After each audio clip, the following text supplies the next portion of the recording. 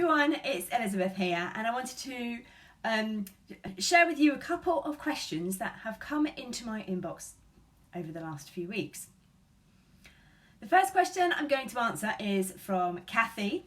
Kathy talked about managing projects at home, and she asked me specifically if there was any performance management that I did on projects at home, and by that she meant the kind of wife work that happens to run a house.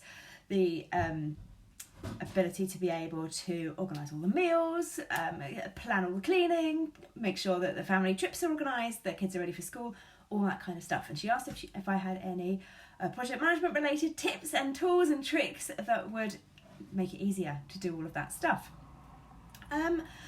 I do use some of the tools that I use at work, some of the thought processes rather than software that I use at work in order to make it easier to manage things in the house.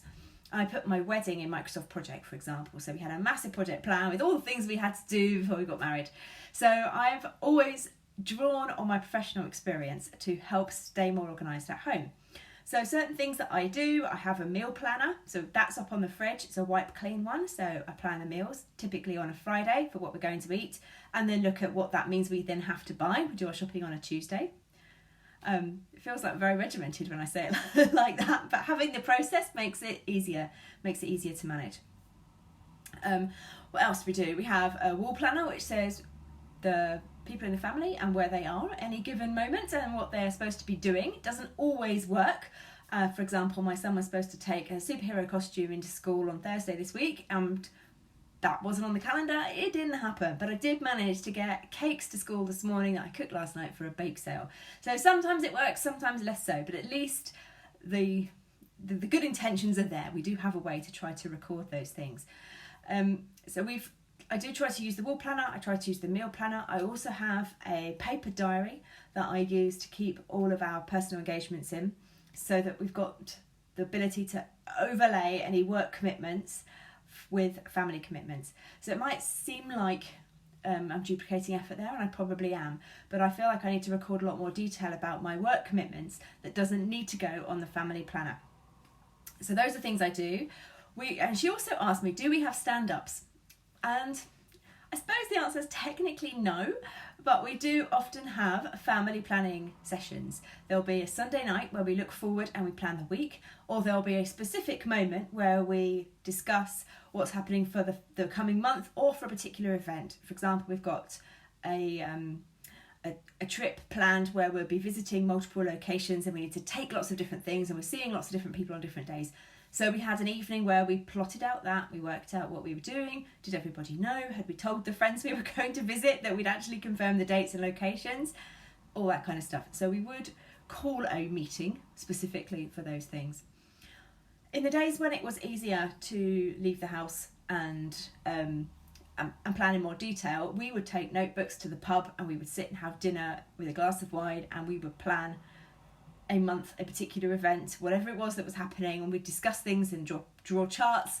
So that's harder to do now. We have smaller snippets of time because our children are small, but we do still use the same concepts that we used then to try to get a handle on life. I think I'd like to do more. I still feel that there's tension between work life and home life, and trying to get it all done is difficult, but we do the best we can. So I think if there is opportunities for you to draw your professional skills from work and bring them in the way that you do task management, in the way that you do ticking things off on lists to give you a sense of achievement, all of that stuff you can bring to the home environment. And frankly, I'm surprised if you don't already do that, because once you've been managing projects for some time, it becomes the way that you do things. It becomes how you approach life in general. So you're probably using all of those tools and techniques at home. But Kathy, that was the answer for you. So yes, we do, and we do use project management to run the house. Next, we have a question from Inika, who asked for some specific tips around managing international projects. So I have done this. Many of you will know that I spent some time working in France. Even when I was based in the UK, I've often worked with international teams who are based either suppliers in the States, or we tend to have a lot of European suppliers at the moment. I've worked with software teams and development teams and support teams based in India. So I've worked with international teams over my career. So there's probably a whole book about international teams, but there's 3 things I'm going to share with you today to help you think about how best to approach managing an international project if you haven't already. Time zones. Number 1 priority is to work out where your people are so that you're not ringing them in the middle of the night. Inika said she would be managing projects that span Australia, New Zealand and that Asia Pacific region. So the time zones might not be too awful, but you might still find that you've got substantive differences between the morning time and the evening time and the working time of the people who are going to be available on your project. So I would have a project team directory with names, locations, time zones, and a link to some kind of time zone tracker. When I worked in Paris and we had colleagues in India, we had a clock on the wall that told us UK time, time in Bangalore and time in Paris, so that it was easy at a glance. Can we ring them? Yes, it's 3 o'clock where they are, no problem. Can we ring them? No, it's 11 o'clock where they are, they won't be there. So we tried to make it easy for ourselves to find out what times our colleagues would be available. So time zones is the first tip. Secondly is to be culturally aware. That's really broad, a broad thing to say, but cultural awareness on international projects is important because it stretches into things like, when are they going to be off? 4th of July, offices are closed in the States. Doesn't affect me, but actually it does if I'm working with colleagues in the States and I need to plan that onto my plan because they won't be available. There's a whole host of public holidays in France, and often if the public holiday falls on a Thursday, the office closes on the Friday as well, and you have a bridge day. So there's a gap in our project scheduling there that you need to be aware of. So it's not only just time out of the office, it's just how should you address each other? How should you be sensitive to the kind of topics that you bring up or the jokes that you make? What do you need to know about each other in order to be able to have a trusted, positive working experience? Some of that comes from experience.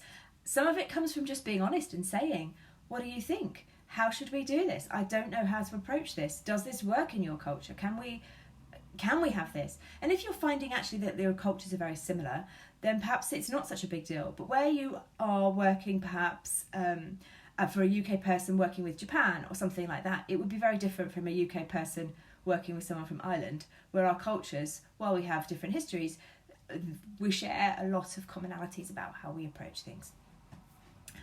So cultural awareness and thinking creatively about ways to establish that. That's tip number 2. Thirdly, language. Choose language for your team meetings. If you can choose a common language, then great. But think about what life is like for people on your project who do not share the same first language as you do. I speak very quickly, I know that, but I have to try and slow down when I am with my international colleagues because they're not working in their first language.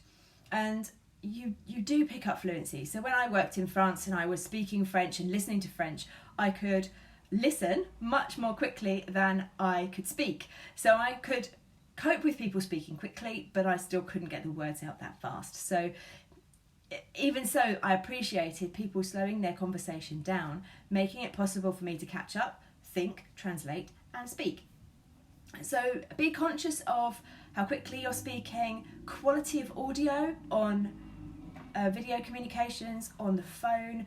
Try and do as much as you can with a camera so that you're getting the benefit of communication with body language as well, because that will help too.